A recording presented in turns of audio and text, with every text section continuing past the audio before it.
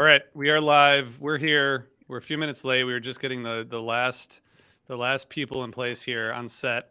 We are joined by two special guests. My name's RJ. I'm here with Jonathan and Megan as always, and two special Howdy. guests, both wearing sunglasses. Jesse Lauter and Benji Eisen. Hey guys. Hi, RJ. Hey guys, thanks Howdy. for being here. What's Thanks happening? for having us. Thanks for having Okay, us. the It's three of all us. anytime I am invited to do anything with the man who I seemingly is probably to my left on the screen, I will oblige because Wait, is that it's me my or fellow. It's is it's that me or actually his name is Benji? it's Rabbi Eisen and Rabbi Lauter. Well, Rabbi See you, Lauter. RJ. It's not you, RJ. Sorry, it's not you. Damn it. Jesse, I feel the same, Jesse. In fact, when RJ said that you were going to be on the podcast, that's when I said yes. It's also I think we should also recognize, since we're both rabbis, that today is the holiday of Shmini Atzeret, and we are, breaking some very serious, halachic laws to be on this broadcast. But it's a very important topic. So, I was going to mention that. I'm glad you did. Yes, thank you. Thank you both. So, okay, Jesse and Benji and I all got to see this show from last October. We're a day after the official anniversary, but 10/16/21 with when Brian originally put this in the calendar, in the note he said greatest encore in Fish history and also a really good show. So that's where we're starting. I was there with Brian, and Jesse was one row next to me. Benji and we hung out before. We actually did a live show out from outside the Chase Center, and then we hung out after as well. So it's nice to reunite with you guys. I think everyone knows who Benji and Jesse are, but if you don't, just look them up. I'll link to them on their Instagram or Twitter profiles because there's too much to say about both of them. But longtime Fish fans and friends, and I think you guys have both been here before. So I guess, I have to say first, this is a quick plug. We launched a brand new, Benji, you're going to love this for Undermine. We launched a brand new premium offering today through Memberful, which is part of Patreon. So if you're not an Apple Podcast user and you don't support Osiris Premium on Apple, you can go to the link in the show notes and join our new premium offering, ad-free podcast, bonus content, a lot more. It's a good way to support our growing independent company. Okay, so I guess, Megan, I'm just going to jump in because I think we have a lot to get through.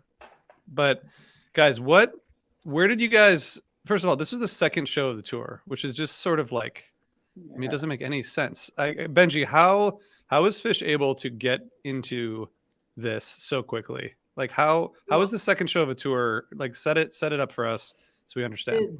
It's historically, it's very interesting because the second night of a tour is kind of the night that you want to look at as the barometer for the tour, because the first night, opening night is historically either rusty, or even if it's not rusty and they do some awesome breakaway jam that's a keeper, it still isn't usually indicative of the tour at all. It's indicative of a tour opener, and you kind of rate it against other tour openers. The second night of a tour tends to set the tone, and like literally tone, in terms of some of the stuff that Trey gets into, some of his pedals. Sometimes when they have new equipment and new things that they're playing with, the second night is when they really start to show you a preview of what that tour's fingerprint and what it's going to look like.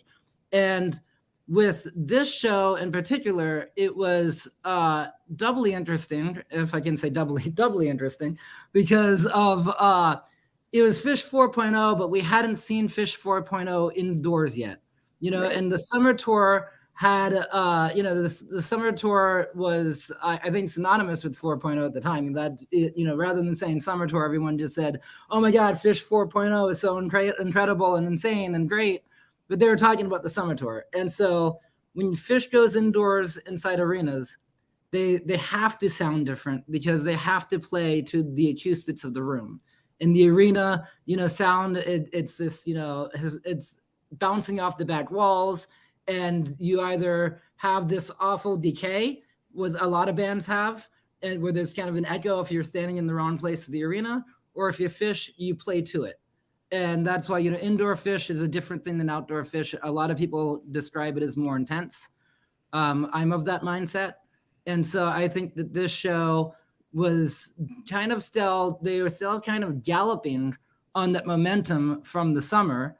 it was a very short break, and yet at the same time they needed to kind of recalibrate for indoors. So this show, I was kind of anticipating all that and really looking forward to it. And I think that they, passed the test with flying colors, and they showed us that it was actually going to be the type of fall where we needed to buckle up and, keep our helmet on. You remind me of something else too. This is even though I haven't lived in San Francisco in a long time, it's still my hometown show, and it's Benji's hometown show. And San Francisco, for all its wonderful and beautiful things, this is the first time they're playing an indoor show in San Francisco at a new venue, at the new Chase Center, home of the world champion Golden State Warriors. But also, San Francisco is like particularly, and still is, in my opinion, way too overly COVID freaked. And at that time, I remember it. Benji, do you remember it being an easy ticket? Because I think it was an easy ticket.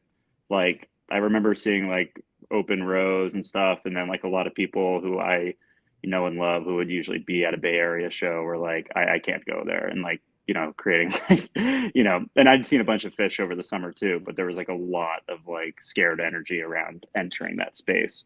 As I recall, and I forgot about that until you just, took me back. It was the first indoor show. Well, it was Sacramento. Was the Sacramento night before was the first indoor show for me after the post COVID. But there was a lot of that. The other thing, Jesse, that you reminded me right now is, and RJ, you'll remember this as well, is that atypical for San Francisco. It was a beautiful day that day. Right. It was really warm outside. It was nice. It wasn't a typical San Francisco, in the fog type of day. But it was Indian summer. It was October. But yeah, you're right. Yeah. You guys did the live webcast thing from just outside the venue, didn't you? And I seem to recall it was beautiful on camera. It was really fun. That was actually just a shout out. I mean, we got an email from Sean Bennett, who works for the Warriors, and he's a big Fish fan. And he was like, "Hey, I work at the Chase Center. I work for the Warriors. You guys want to do an HF Pod live thing outside the venue before the show?" I was like, "Well, I'm not planning on going to the show, so yes, so I can have an excuse to come." So yes, that's awesome. It was really fun. Well, you should thank Sean Bennett for the Warriors. I know. I probably should have sent him. I probably should have sent him something for making sure I was there. Jesse, what shows had you seen during the summer? Or I guess everyone, but starting with you, Jesse. I went to Arkansas. I was in Atlanta, and I did Atlantic City the first 2 nights. I'm trying to think if there was anything else, but yeah, I think that was about it. Megan, did you see a bunch in the early days? 2021. I saw 2 Hershey shows, and then I saw the third night of Atlantic City. So I didn't see a lot that summer. It was pretty. Those were all good shows, Jonathan. Which did you see? I didn't see any until MGM. Oh, right. Wow, yeah. I remember that. Sat out until the Halloween run. So this was, I mean, the summer was interesting. Jesse, you mentioned Arkansas, and sort of like, it was interesting. I mean, I think all those runs though had something, right, that felt like Fish was kind of like back. Yeah. Like, well, the tweezer in Alpharetta, was special. Yeah. That was special. The Things tweezer in got good Alpharetta. fast. Yeah, and the summer had a highlight every single night. The first shows that were back, that I came back, I chose good ones because they were Shoreline, and I did both Shorelines. Expecting them to be Tahoe, but either way, and it was, and then Dips, and then a lot this fall, most of that fall tour, and I feel like they were just again, the opening night had, is to be measured by measures of opening night. And then after that, I thought by the time they got to Alpharetta, that tweezer is just, it still holds up. I would have loved to have been at Arkansas though, just for the emotional moment of that. Like, I watched webcasts of that and I was just like, oh my God, like Fish was back. I think we forget now, like how emotional that moment was. Like, that was such a big deal. I was so happy when people were there, because it was like, Fish is back for the first time in so long. So I feel like even if that show musically wasn't amazing, it was probably pretty special to be there. And Megan, was- by the second night, they were doing special things, again. Yeah. But you also bring up a great point in that there was that energy there. And I, of course, as I always do, if I'm not there in person, I'm still not missing a note, and I'll still live stream it. But there was this energy every single night of the summer, because when they got to Shoreline towards the end of the tour, that was still my first in-person show. And, Yeah. of the summer, and every single night, through Halloween, it was somebody's first show back, a sizable portion Exactly. of the audience. And so I think that energy was palpable. And Trey, he was so pent up and ready to play that summer. And I think all the work they were doing heading towards Sci-Fi Soldiers, they were excited, they inspired. I mean, it really, okay. So going back to the 60, first of all, I remember going in and being a little bit worried about COVID, but I remember like feeling the air, like it felt like there was like a wind tunnel. I don't know if it was just where we were standing or in our section, but it felt like a lot of circulation. And it, like, for some reason, like you said, Jesse, it wasn't super crowded. And the ceilings are, it's like a brand new arena, so like I felt like relatively okay in there, but had no idea what I was getting into. First indoor fish in Exact years. opposite of what we felt at MGM. But Yes. go ahead. Yeah, exactly. Like You're right, MGM, it's we were inhaling COVID the whole time, and it was like it's very But it hot. wasn't as bad as MSG, so You there you could go. feel it when you inhaled it. Had a taste in the air. At the MGM, and I remember being on that floor, and I love being on the floor. And I spent 5 minutes. I was with Ari Fink at the first show, and I remember the first 5 minutes looking at him and being like, "Vacate, vacate." It's not gonna work. It was too much. But yeah, it's a brand new venue, and I lived while they were building the arena. I lived 4 blocks from there. Not by the time the shows happened, I was up in Sonoma County, but yeah, it was watching them build it, and the entire time, every day I'd walk by there just even to get lunch, and I'd always look at it going, one day Fish is going to play here. One day Fish is going to play here. And then, and they had Fish and Lights and then canceled because of the pandemic. And then, so by the time we got to the show, it was still a brand new arena, and it does have circulation, and it has all the modern bells and whistles. Benji had crossed my mind several times. I was like, oh, it would have been pretty wild if Benji still had that during this run. I can't even begin to describe this place to you guys if you just the ultimate party pad in San Francisco. And the type of space you don't get in San Francisco because it's an industrial neighborhood, and there's only a few of those. And Benji, was that a legal residence? No, it was very illegal. It was not zoned for human beings to be inside. It was a Burning Man experiment that somehow I ended up being a part of. The neighborhood is called the Dog Patch, and that literally is the patch on the dog. That's what it was. It started out like that, and now it's very much gentrified, and it's a lot of hipsters pushing strollers throughout the day. But yeah, it was always the chase seemed like, and also I think we should all mention this, and that's that Chris Kuroda, designed the light system. That's right. Right. So it almost was like meant to be the West Coast outpost for Fish. It seemed like that until the unfortunate incident the next night. I don't know if that actually impacts whether, I think Fish returns there.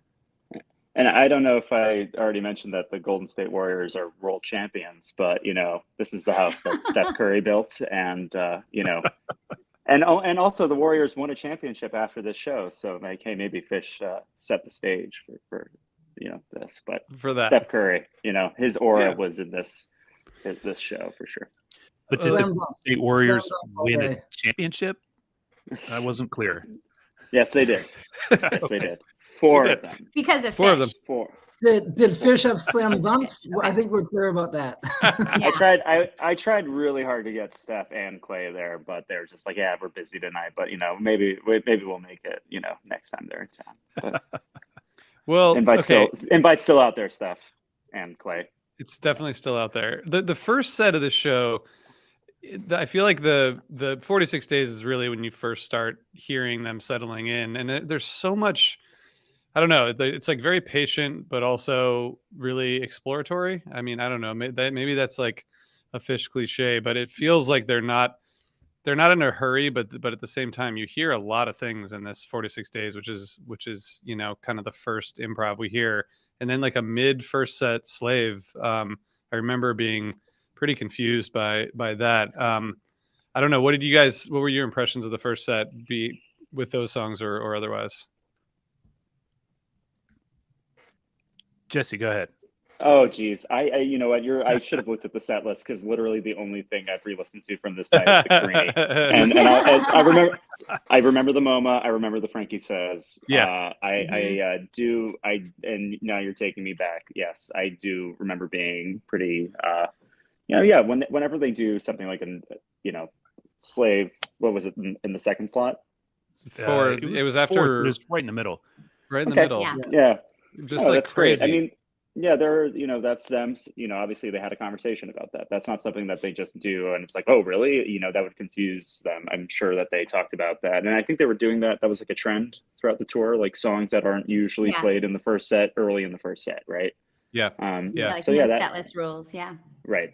Yeah, and they always have these trends. It seems like every tour where in addition to the music that they focus on, there's always some set list focus of a tour or themes, pattern recognition that in hindsight we're like, oh, so second song of the first set suddenly gets jammed, right? And things like that. Or there are times when Trey will experiment with set, traditional set closers become mid first set, jams and things like that.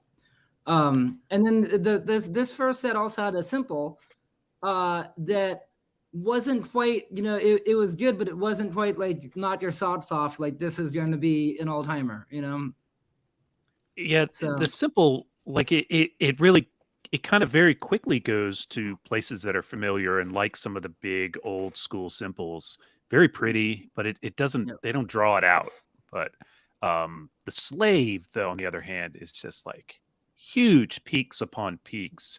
And right in the middle of the first set, it's really stunning.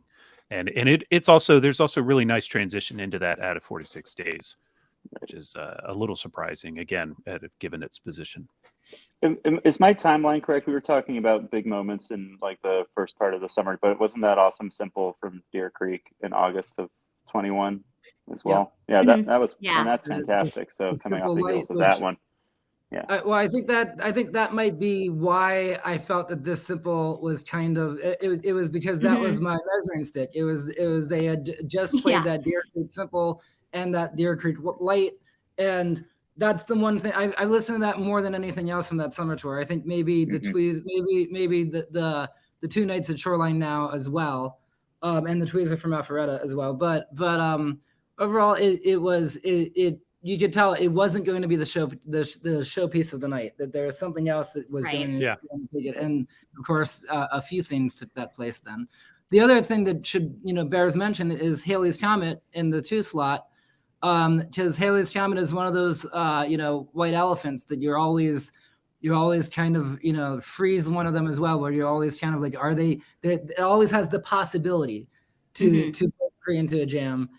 But it doesn't do that more than 50. It does it less than 50% of the time, and so you're always just like when it does it. It's so good. Yeah, it's so good. I had just seen like a really good one in Hershey, and I was like, oh, yeah. But this Haley's though, it's pretty soulful, like right out the gate. Like I really wanted it to stretch out, but then we get there with the 46 days, and the 46 days is like such a balanced jam. Like they're all contributing like equally. It doesn't sound like one person's leading it. It really has like this balanced sound, and you start getting that spacey, trippy sound that they're playing with so much this summer. And the thing that stood out to me in the first set is Paige. He sounds so beautiful this whole first set. He's playing like really, really gorgeously on the piano. And so to me, it made a lot of sense that they're then playing like Slave and Simple. Like I feel like they were feeling it.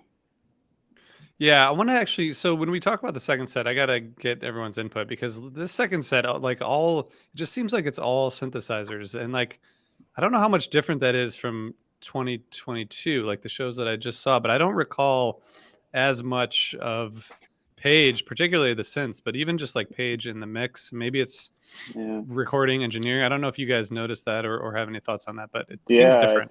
I think something that thinking about this and when we got to Karenni in particular, I thought a lot about this past year. I'm curious why, that he was laying off of a lot of the things he was, introducing, I think, kind of in a way, almost for the first time to the soundscape of the entire band. You hear, I think, when you listen to Sigma Oasis and you listen to what he was doing on Thread and on the Everything's Right studio recording, I was really excited to see that he was implementing those things in the live show, especially at this show, and then also the Numbers show at Vegas. I really, to me, it was like, okay, they're really going into a new frontier. And I still think that what they achieved at this show and many other shows in the fall, and it's still possible for them. But he definitely laid off of the synthesizers this past year. Oh yeah, Trey too. I think they both were going hard with the synths and pulled back a lot in 22, which is kind of too bad. But at the same time, it's not like it's gone. Page goes to it some.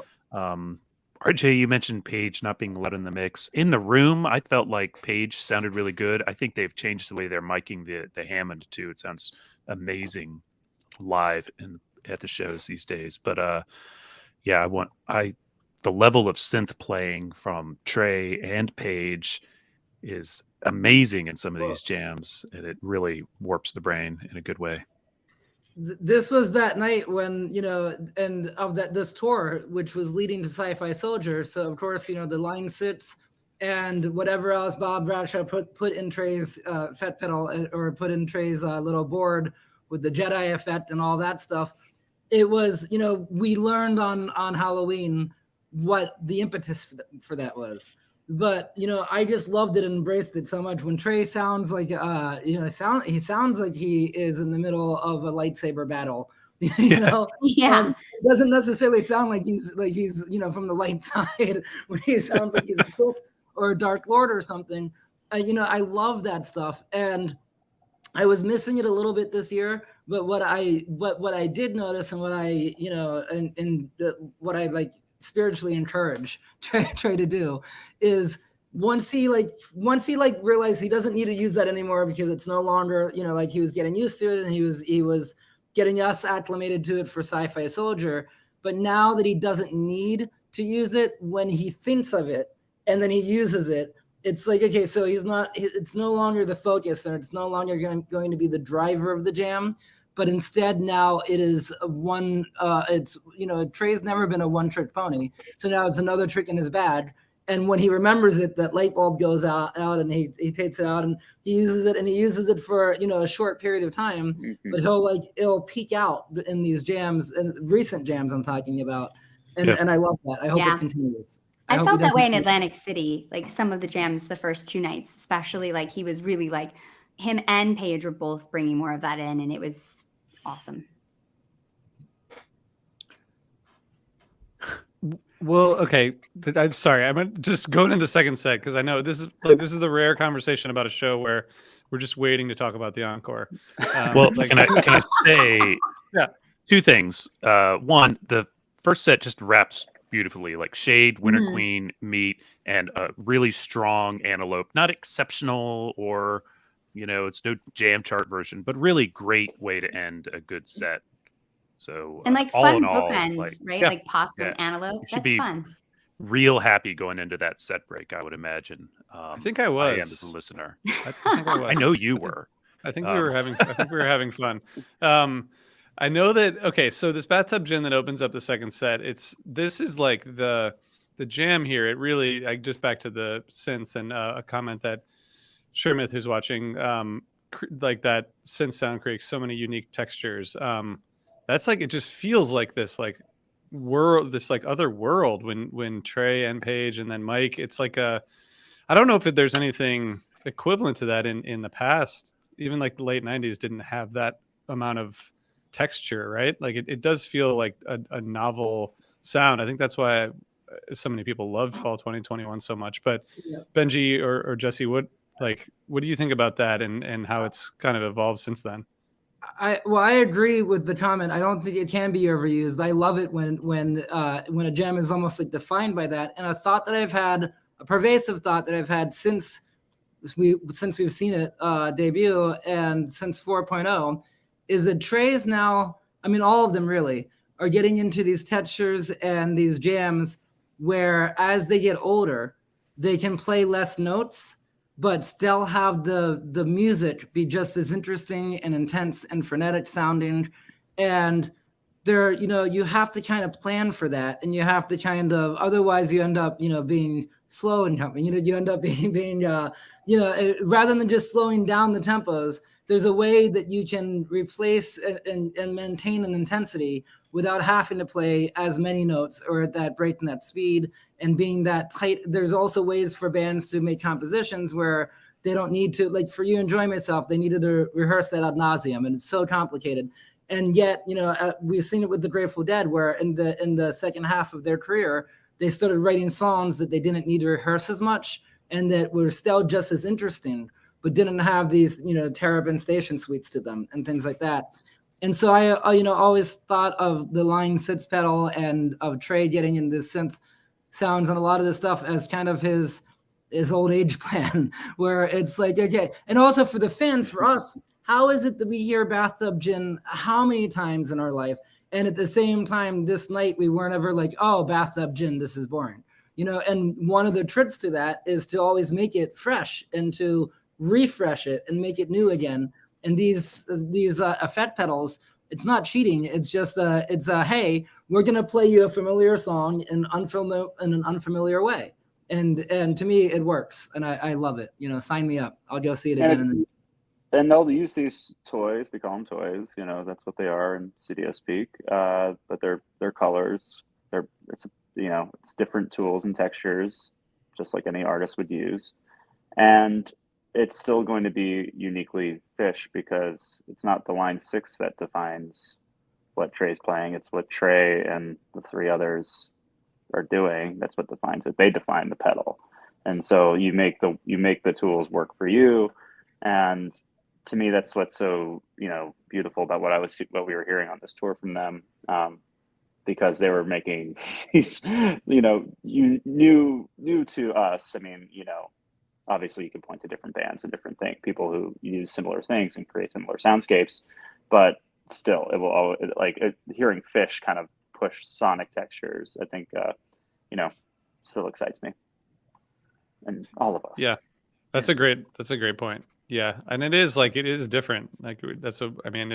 It feels different to me from what we've heard from them for the past, 30 years or whatever, which is just a whole different topic that is amazing that they're still, reinventing themselves in different ways. So this is like a 5-song second set. I mean, pretty wild. There's a lot going on here. I feel like besides the Wedge, the other 4 songs are all worthy of discussion in terms of the improv and how interesting they were. But Benji, what were your highlights from that set?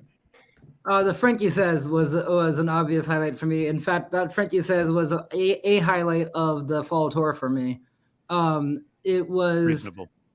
Yeah, they almost like that famous sample in a jar note from Jam Night at Baker's Dozen, where in one instant that it's going to break free from its usual type 1 form.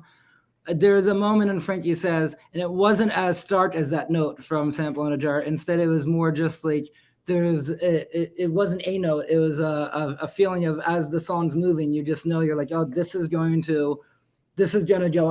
be a unique Frankie Says. This is, and they hadn't played it for a while. It's a tune that you don't think of as a set highlight. I before this night, I never in a million years would have said a Frankie Says is going to be my highlight of a show. And of course it got overshadowed, as we'll get to after this set ends. But nonetheless, I thought it was great. And it also, in some ways, although it wasn't labeled this way, it was kind of a Bathtub Gin sandwich, because it ended with them teasing Bathtub Gin, but really teasing the end of Bathtub Gin in a deconstructive way that you could easily picture it being, Bathtub Gin into Everything's Right, back into Frankie Says, back into Bathtub Gin, which I remember hooting and hollering for in real time. It's kind of like the way Tweezer used to end when it was new. It just kind of falls apart, but They're playing Bathtub Gin after this big jam. And it's funny. My note for the gin is, this 18-minute Bathtub Gin, which is a great jam, really big jam, is pretty, and it gets weird at the end. That's all I wrote about it because, everything else kind of does overshadow what's a really good gin.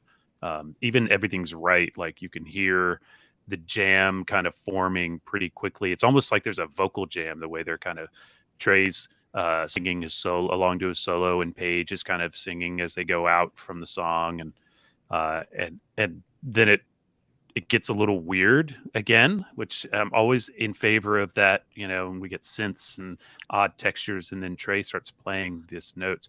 I've never seen. No, that's not right. I've seen one Frankie Says in 1998. So if they play it at a show I'm at, it is highly likely to be the highlight for me. And if they play a 17-minute version of it, it's very likely to be the highlight for me. This thing, we got one huge. I mean, this is such a sorry, Jonathan. It's just such no, a it's all right. huge moment, it's the first one since 2015 too. It should be 6 years. noted. Like it's a really long time. Yeah, like 196 shows. But yeah, it's got very like standard but strong 4.0 jamming, which at this point in 4.0 is not old enough to be stale in any way. And it's just great. There's like, the synths, some start-stop action, and then the gin teases start coming in, and what a just glorious piece of work. And RJ, you wanted to poo-poo the wedge, but I think this wedge is like it's an outstanding version and a perfect landing point for everybody to like the Trey rips, and everybody can kind of like get their head on square before we do the MoMA dance, which is a closer. How's this a closer? Turns out, Jonathan, you bring up a good point though with the Frankie Says. I'm pretty sure. I'm pretty confident in saying that it's the only Frankie Says with a stop-start jam in it. Yeah, there you go. Am I right? I mean, I think that's an easy bet. I'm saying that, yeah, totally. But yeah, what a piece of work, and I mean that in the most positive way, as opposed to the way most people say it. Yeah. Megan, don't sleep on the MoMA. Don't sleep on the MoMA. It was that was great. Yeah. Sorry, I was waiting for my dog to stop barking. Sorry, Jesse. The MoMA dance this night was slightly influenced by Tab's arrangement that they did. Trey Anastasio debuted it at debuted the Tab arrangement at the Beacon about a year earlier, and that arrangement has Jennifer Hartswick. I assume on her own. I assume that she brought this slightly different vocal arrangement to it. But Trey has kept that ever since, and this is one of those nights where you could, the summer he was kind of doing that, but then here he kind of developed it a little more, and you could hear that it suddenly was going to become a part of the song. Yeah, so good. Megan, what are your other thoughts on the set too before we let Jesse talk for a long time about the encore? Well, I won't take too long because I want to get to that for sure. But go to it. I think the Everything's Right is just it's just total hose. It's so great, and it has like that perfect landing in Frankie Says, which makes me think that maybe that was planned because it's just so perfect. And Frankie Says has that like kind of like what's the use vibe. It just makes me feel like super like cool and chill, or like Axla Part 2. Like it just feels like you're like, I don't know, you're cool, right? I think that Frankie Says is totally underplayed, and bring it back, especially if you're going to rock it out like this. And I think that it's a perfect use of the pedals. Like Trey's repeating that riff and using different pedal effects, and like in between, everybody's doing something different every time. It's just so varied and interesting, and the crowd gets into it and they start like, were you wooing a little bit? I don't know. There was some sort of like crowd thing going on. Everybody just seemed like right with them. It was awesome. So I really loved this Frankie Says too. And I think the wedge, like you were saying, Jonathan, is really kind of like perfect. It's like a palate cleanser, right? It's like, here's like a little riffed classic just to like, shake it off and then get into weird stuff again. And yeah, I mean, the MoMA, we have to talk about the like Monkey Man quotes from Fishman at the end. I mean, clearly they're having a lot of fucking fun. Yeah, I don't think they wanted to end. No, he's screaming like, I'm a monkey man. Like, it's awesome. Like, it's so good. I think the way they end up there is that shift that kind of Benji's talking Hmm. about is they shift the jam into a more blues rock jam, and then Monkey Man kind of formulates itself out of that, and that's so great.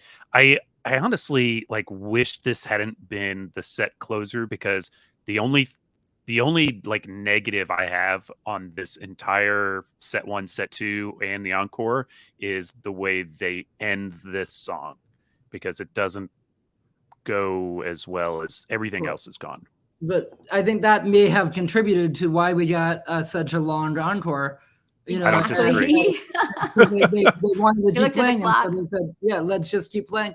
And one thing, very quickly, just about the 5-song second set. RJ, you and I, of course, are going back with Undermine to all these 97 shows and the 25 shows leading up to that, and I've been paying attention to set times with people love the 4-song second set, but a lot of those 4-song second sets were short. Including the Finger Laid show, with the Fleaser, things like that, where there are big moments inside. So one of those 4 songs, if not all 4 of them, are just monsters. But then you look at the clock and it's only an hour, and it's like, okay, it's a 4-song set, but it's a little bit shorter. And here I think the Wedge put it right over, so it's a 5-song second set that is about with the time wise made sense for a full second set. Okay, so yes, that thank you. So how do we? Yeah, I mean, I'm not sure that What it's did I sure. miss? What did I miss? No, just the We're We've just setting you just up, the man. second set, just the second set. I was just having a side conversation with my boss, so That happens. yeah. I tried to get him to come here, but he was Yeah, like, well- "What are you talking about?" And I was like, "Fish." He's like, "What?" Well, tell him he's welcome anytime. Mhm. Got it. Okay, so Jesse, you went back to this Carini encore, and you described a moment with it yesterday. Can you kick off the encore conversation with just sort of like what you were feeling looking back on this a year later? Yeah, I think I've re-listened to this probably more than anything that this band has played. Maybe since I was like a kid, listening to tapes for the first time. I really don't I can't recall something that I've like put on repeat, listened so much, and really just tried to understand. And like, to me, it is undoubtedly one of the most inspired pieces of music up there, one of the most inspired pieces of music they've ever played. I definitely, sometimes I've thought about it. I was like, I wonder what they said to each other before this encore break, like during the encore break, because it was so unexpected. And I could talk about the different passages, but it's just everything just flows so perfectly, and literally there isn't a down moment. I remember being with you, near you as it was unfolding. So like the first 9 minutes of it, right? I mean, obviously it's Carini, it's a silly song, it's fun, everyone loves it. The place always goes wild when they go into it, but at the end of the day, it's kind of one of their, sillier songs, right? But to speak about this song and this performance is something it's just so full of grace, so full of beauty. The first 9 minutes, like, you listen to it and it's like, oh, they could have ended there, it has, but it drives the whole time. It's got the 4 of them are definitely like in the pocket. Trey's doing some of his typical and but it's fun, it's dancey, and I think maybe at the time, like around 9 minutes in, you're just naturally thinking, oh, they're probably going to go on to something else, or they have to play something else, right? Then at 9 minutes in, it goes into that dark section, where as we've been talking about synthesizers, where the synthesizers take over and the sonic exploration really takes hold. And it takes hold. I was going through a lot at this time in my life. I just gotten through a pretty big medical episode, and I was in the midst of like a horrible, horrible breakup. So obviously we all have these, fish moments. This one will always stand out to me. It's like, okay, that's where I was at that point in my life. But I was also having, some really great things to celebrate in my life. I just made a movie. It just come out in theaters, and I was on like a little bit of a break before we were about to do a bunch of screenings, and I squeezed in these two shows, my hometown shows, and God, it's just like, this band just has that spiritual power to just like, on a dime, they could be like totally uninspired, whatever shows, or just like, blase shows. And like a moment like this will resonate with me. And it happens at minute 9 when they go into that dark tunnel, and and it's just about 3 minutes of just crazy soundscapes, and Paige is doing like these ocean sounds, and you're in outer space, you're in the ocean. The two places that the two motifs that Fish always plays with, right? Space, ocean, that we know that these are the dualities that exist within this band, right? They all seem to be happening in the middle of it. And it's like, okay, they're really about to go somewhere. And I remember like looking at you at one point, and you're in the RJ, like you're just kind of like this the whole time. And I'm like, It happens. And it that or really got karate chops. you got even tall in the karate chops. You got even taller as it progressed. I think around minute 13 or 14, Patrick Jordan, one of the band's managers, he wasn't there, but I was like, he usually watches when he's not, and I'm texting with him. I'm like, is this actually happening right now? It's like, and he was like excited fan, like I can't believe this is happening. That moment at like minute 13 where it's like, ba ba ba ba, and then we go into what some people have been, some friends have tossed out the joy jam. To me, it's so much more than just like the jam of joy.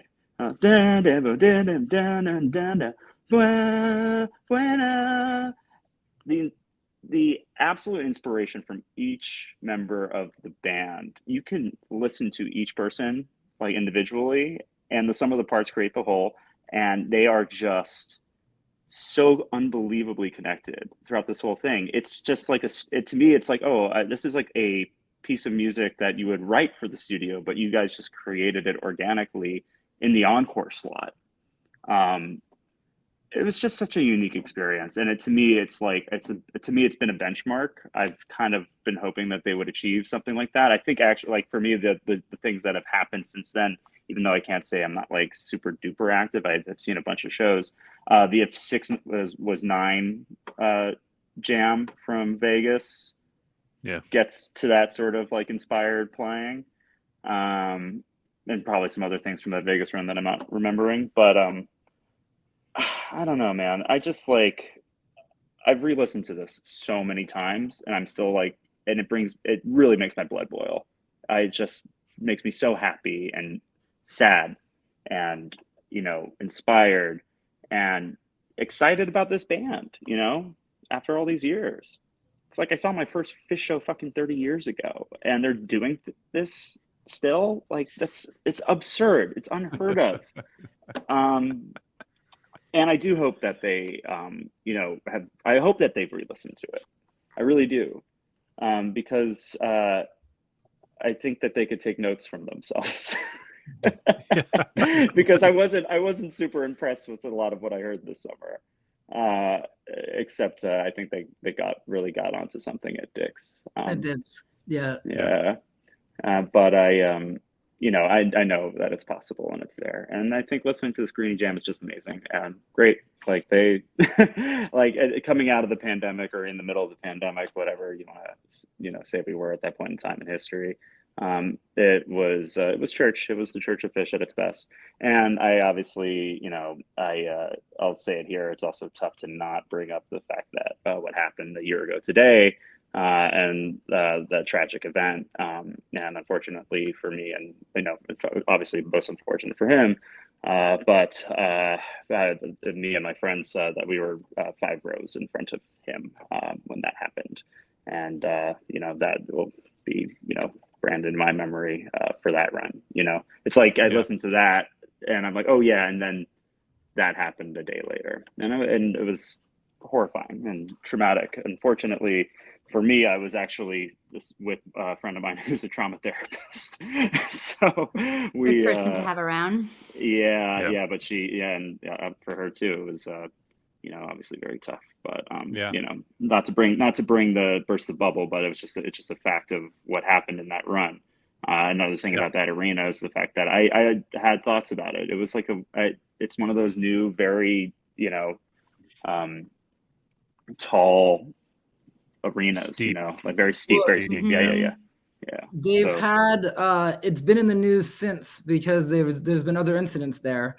With people really? falling, not quite as tragic as what happened the next night at Fish, but there's been issues, and there's an investigation, and it was determined that the building is built according to code, and so there's just no accounting for some people's personal actions, I suppose, but the building was found to not be liable or not at fault in terms of a design flaw. There's that, but it's interesting, Jesse, because to me it's really hard. I'm sure this is the case with a lot of us. It's really hard to listen to that second night of Shoreline, of Chase, because of this, because of that overshadows it. But during that set, I was on. I had early admission that night, and I'm in the front pit, dancing and oblivious to what's happening behind me. Right. There was a heaviness of their playing that was, in fact, I was texting with Dave Calarco right afterwards, and we were debating whether or not the guys knew. At what point did they, would they have known? And if you're a manager, do you tell the band? I mean, I wouldn't tell, any of my bands until after the show, it would ruin the show. And so during that second set, there was naturally a lot of light versus dark, which all happened inside this Carini. And, the Carini to me has this, has a lot of light in it, and it has the Joy Jam. But as you said, you put it 9 minutes. I had it in my head as 10 minutes, but I trust you. 9 minutes into it, it gets into, indisputably evil dark Fish territory. And then it goes back into light. And listen, when there's a battle with Fish between light and dark, there's always a clear winner. And that winner is the audience. Whatever it's good and dark battle, that it's going to be good, and we're going to win. And that was what happened with this Carini. Yeah, I see these guys going off stage after the MoMA dance, and I imagine they're pumped. I can't imagine that they're not going, that was cool, let's go do some more. Let's do Carini. And, maybe we'll do Sleeping Monkey. We'll see what happens. Maybe they had a backup. Maybe they didn't. I don't think Trey thinks that far ahead anymore. Benji agrees. Yeah. And my note for Carini at the very beginning is, we doing this? Clearly they were doing it. And I didn't write down the timestamp, but that deep loop synth space is when that we are in fact doing this, and it just grows. I love that space, that place that they land in, and then they just rise up out of it into this beautiful jam. It's almost like a little like a redux of the MoMA before they go to Monkey Man. It's feeling a little like that, but it just goes harder and better into the major key, upbeat, like uplifting kind of jam. And it is wow. This I said earlier this year on this podcast that I don't think encores as like a de rigueur practice is the best thing, but when they do stuff like this, it justifies them. Absolutely. For sure. It's pretty amazing. You always have to make like a disclaimer now about that encore statement, Jonathan, that thing's going to follow you around forever. But I'm happy to admit when they prove me wrong. This is one night where they definitely proved me wrong. Yeah, well, that's why you need the encore, because it could come out and be magic. And when they're feeling that, like, just knowing that they're going to come out and it could be this Carini is like just so worth it, Yeah, but it could be this Carini at the beginning of second set, Top. or at the end of second set, or it could be Rocky Top, which I love. So, Jonathan, obviously I would this is total conjecture, but I just have this feeling that maybe Trey pulled them all aside and said, let's do something really special with this Carini. Let's do it for 20 minutes and let's really take it somewhere. I don't think that you do something like that and it just sort of happens. I mean, it happens. I'm sure it does. They looked at the clock too. I meant to say that they got backstage. They were pumped. Right. They looked at the clock and said, we've got time. Let's do something. Which just like any of the best Fish jams, and I'm sure Benji, I'm sure you could spew off things that like this reminds you of, but there's really truly like very definable movements in it. It's almost like it's classical music too. It's and Oh let's yeah. not forget too. When the jam is like peaking at the very end and Trey's just like going on crazy runs, and it's like around minute 19, and then they decide to just very abruptly go back into Carini. Yeah. Yeah. Even though it might sound like a flub to some people, it's really kind of cool how it kind of just like abruptly goes back into it, and then you can't help but laugh done. because Yeah. because it's so, you've been experiencing this unbelievably powerful, beautiful piece of music for the last 16 minutes, and not counting the first 3 minutes of the actual song. And then it's just like, oh yeah, this was Carini. Oh yeah. Da-da-da, da-da-da. And it's just like it's like throwing, black paint on a beautiful picture of a flower that's just growing out of the ocean. I don't know what else to say. And then Fishman screams like crazy, and they all start screaming at the end. It's this very cathartic ending. To me that also plays into the fact that it's one of the greatest things I've ever seen them do. And Jesse, you're right that it does sound like there's movements here, and it sounds like classical. But what's mind blowing, of course, is that it's classical music that is being improvised by 4 guys on the spot. Right. The very definition of type 2. Yeah. Four guys that are not in like the peak of their career, right? Some would say like this is a band that's been around for a long time too. That's what's also amazing. Yeah, like this is, but I think you guys said it all. But I think that this jam is just, to me, it's just like layers and layers and layers, and it's just a journey, which is always what you want. Like the best Fish jams are, right? They take you someplace, they give you all the feels, they bring you up, they bring you in through the dark, bring you out the other side, make you feel scared, make you feel hopeful. I mean, when Trey comes in and starts building those like blissy peaks, they're just like, everyone's more hopeful than the one before. And it's just, it's stunning. It's beautiful. I'm curious to our three hosts. I'm not like on Fish forums or anything of that sort. I keep a Fish thread amongst like some of my old school friends, and we'll occasionally like a lot of them will screenshot what they're listening to from Fish and send it to the group. And like in the last 2 weeks, we've kind of like developed this joke where everyone's been listening to the Carini for some reason, I guess because it's been close to a year, and everyone's just screenshotting that they've been listening to that. It's like in the greater like populace, is this like caught on as like as great as I fucking think it is? Like I'm just like, does everyone else feel this way? Am I crazy here, or is this like really? I think Brian Brinkman said he cried during it, right? Yeah, he did. Yeah, he did. I think people. I think people who are paying attention to 4.0 and taking it as seriously as the band and we here take it, I think they get it. There are plenty of fans who aren't putting a lot of stock in contemporary Fish, and that's fine if that's their taste. They're missing this. That said, Fish.net ratings, which I don't put a lot of stock in, 4.38 for this show, which is pretty good. It's pretty high. Out of 5. It's pretty high. I think this goes back to something that we've talked about on Undermine when looking at the 90s. It's like there's so many shows so immediately.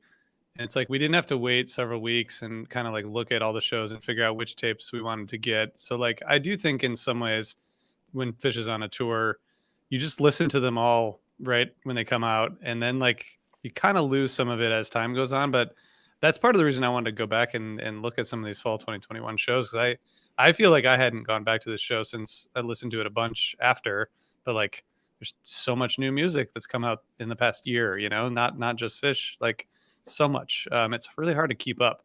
So I don't know how you keep these things on the appropriate pedestal. Like I do think the Fish.net ratings are one tool to do that, right? Like you can go back and be like, okay, I kind of forgot like 2021. Like what are the shows that I should really listen to? I don't know. I feel overwhelmed by content. I don't know, Benji, now that we're doing Undermine, I don't know how you feel about that, but that's a reminder to me. Well, I feel the same way, RJ. And my the thing about Undermine, to me, the thing I love the most about it is that it has forced me to go back to listen to 25 of these pre-97 shows that I love, that I hadn't listened to for a long time. Because to me, when I think you kind of just said this, when I listen to Fish, it's most often the most recent shows that I was at, or the highlights from the recent tour. Obviously when they're in the middle of a tour, that's all I'm listening to from Fish is I'm listening to what they did the night before, listening to my favorite highlights from a week ago, and then getting ready for the show that day. So going back and listening to, for Undermine, listening to those 25 shows, and then now that we're about to be into Fall 97, it's been a gift. And even with this, you gave me like an hour or two heads up for the show today, and I was busy during that time, but I put it on nonetheless, and I was immediately taken right back. And after this show happened, I listened to this a lot. I listened, to I think like the Numbers set from Vegas, night one, Sci-Fi Soldier as well, the Tweezer I listened to Vegas a lot, and both nights of Chase, even though, like I said, the second night, it's hard to separate it from the events, but there is some amazing music in that second set that really stands out to me. And then of course the NICU show down in Chula Vista from that tour, and the LA Woman in LA, the Forum. So those are the shows that immediately afterwards, through New Year's, pretty much, I'm listening to a few times. I'm listening to the like highlights on repeat, and then in a very ADD world that we're in with all this content and Fish, it's a blessing and a curse. Like when they stopped touring the first time and they went on a hiatus, I was like, awesome, I can finally go back and listen to all these shows that I've never heard from them, And then when they broke up, I stopped listening to them for a while, because the thing that makes me so crazy about this band in a good way is that it's always new. And so when it stopped being new, I was like, oh, I've already heard all this stuff, and if they're not going to have new output, then I don't need, I can listen to other stuff now, and so I think, listening to the fact that these podcasts that, Undermine and HF Pod, highlight these shows, it encourages me to go back and listen to these, gems and treasured moments of my life. It's also really fun to listen to the Undermine shows like in order like that. It's been really cool. I can't say I've been back to those fall shows since New Year's either. I mean, I definitely listened to this a couple times. I listened to a few of just many of the ones that you're saying, Benji, and obviously Vegas. I haven't been there. I went back and revisited, my highlights from those and the Numbers show as a whole. And but yeah, I haven't listened to this or any of this fall tour this year. So I'm kind of excited for these next couple episodes to look back and kind of pick through some of these shows, because RJ, when you mentioned so much music, you might have seen me turn and look behind me, because I've got hundreds of records here that I've acquired in the past 2 years that I keep, that I'm also listening to, in addition to this Fish band that won't stop playing shows. So they won't do it. I know, this summer was just exhausting. Yeah, exactly. Yeah, I think everyone here listens to a lot of music. I mean, for our work as well as our play, and I think we're constantly listening to a lot of music. Exactly. And we were going to, and that's a great segue, Benji. Thank you. We're going to be back for more music on Wednesday. We're going to talk about the Eugene shows from last fall with another guest. And Jesse, thanks for coming on and sharing your experience. That was very of course. And I don't think insightful. I appreciate that, RJ, and thanks for having me. I feel, like I have to shamelessly plug the fact that Gogol Bordello was playing literally beneath my feet while I was doing this. So awesome. For any of you guys who don't watch the Relics sessions on Twitch, we have awesome bands playing all the time on Twitch. So we've got we got Magic Beans tomorrow. If you guys listen to them, they're new. Yes. Yeah, you have? Okay. But Ryan manages them. Well, Jesse, also, can you? I'm going to put a link to your maybe your Instagram, but will you? Yeah. You mentioned the movie that you got to make. Can you Sure. just quickly tell us about that, and then I'll put that in the link. Yeah, I directed a film about it's called Learning to Live Together: The Return of Mad Dogs and Englishmen. Hopefully, there'll be an on-demand release soon. But it was it's a feature documentary concert film about Tedeschi Trux's reunion of Joe Cocker's Mad Dogs and Englishmen, and it is about the tour that Joe Cocker did with Leon Russell in 1970 with like 50 people in the band. Literal Cool. traveling rock and roll circus, and that's the only awesome. time that they've ever like reunited, which was at the 2015 Lock-In Festival. So it's about that reunion. It's about the history of that tour, and it features some of the greatest musicians to have ever done it. So yeah, go check it out. Just when you Sweet, did congrats. the tour for it, you did the tour for behind it, and I was supposed to moderate the show, Right. the thing in Sebastopol, and couldn't because of the pandemic. Yes. At the time, I had stuff with Bill Kreutzmann coming up and couldn't risk it, and you Right. know, I wasn't about to wear a mask while I asking. still haven't forgotten about that, but it's okay. Well, yeah, but wasn't that around this time? No, that was in January, but Okay. we did a film screen. We did a screening in LA between the Forum show, the Santa Barbara show, which was cool. And that Forum show, none of us have talked about that. That was fun. Yeah. The LA Woman. Yeah, Yeah. that was cool. Yeah. Oh, we're going to talk about Yeah. that too. We are, but they made up for a long neglect of the West Coast. I feel like last fall. We did. Yeah. There was a Yeah, lot they of- really lot put of out love. when they were there. They gave the love for sure. Yeah, 'cause the NICU show from Chula Vista is also Mhm. on. Well, we're Oh, yeah. gonna keep trucking on these. Jesse, Benji, Goodbye, thank you everyone. so much. Much love to each of you. Thank you so much. Thank you guys. Thanks for joining. guys. And Benji, we'll see you soon. I will be recording Undermine episodes with you within hours, probably. Within hours, probably. Yeah, absolutely. I mean, you only have 300 of them left. Yeah, we only have 3 Yeah. left. You better Getting start close. right away. Exactly. Megan, it's great. It's great seeing you, Jonathan, as well. And too, Benji. yeah, thanks for having me on here. I love you guys. This is great. Thanks, Benji. talking fish. Thanks, Benji. Yeah. Thank you. Thanks. Yep. Thanks a lot, All right. guys. See you, man. Okay, guys, we let Benji go before we did the ads because I didn't want him to have to do that because he has to do it for Undermine, so he gets a little bit of a break. But That seems fair. there's nothing wrong with our ads. In fact, I think they're wonderful. Does anyone want to quickly tell us about Sunset Lake CBD before we go? I can do that. Absolutely. You want? Oh, Jonathan, you do it. You do it. Me?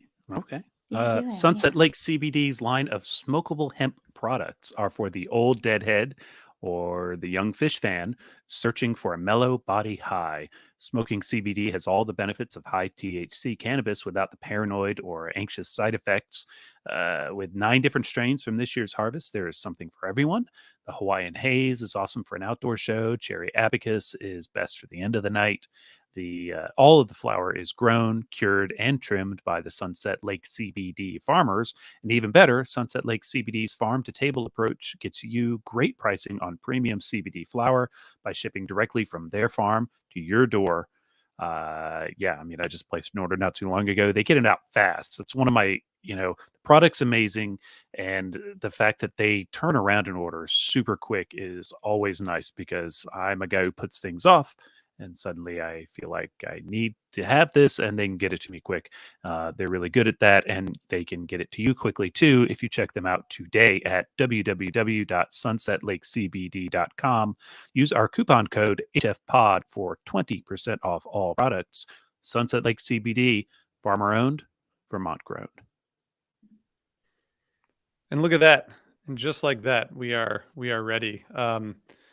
We're going to be back on Wednesday, as I mentioned. I'll just quickly tell you that we are also excited to work with Fans for Racial Equity, who are doing a lot of work to try and build an anti-racist live music scene. And, they're at every show and they're online at fansforracialequity.org.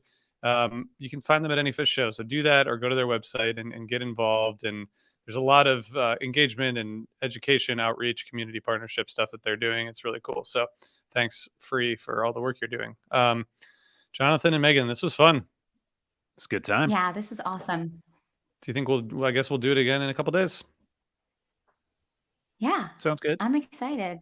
This really turned my happening. Monday around. Thanks, guys. Good. Look at that. I hope that Right on. the same goes for you, Yeah. you all who joined us on the internet. And for those of you listening, thanks for listening. Okay. We'll see you all on Wednesday. Thanks Thanks, everybody. everybody. Bye.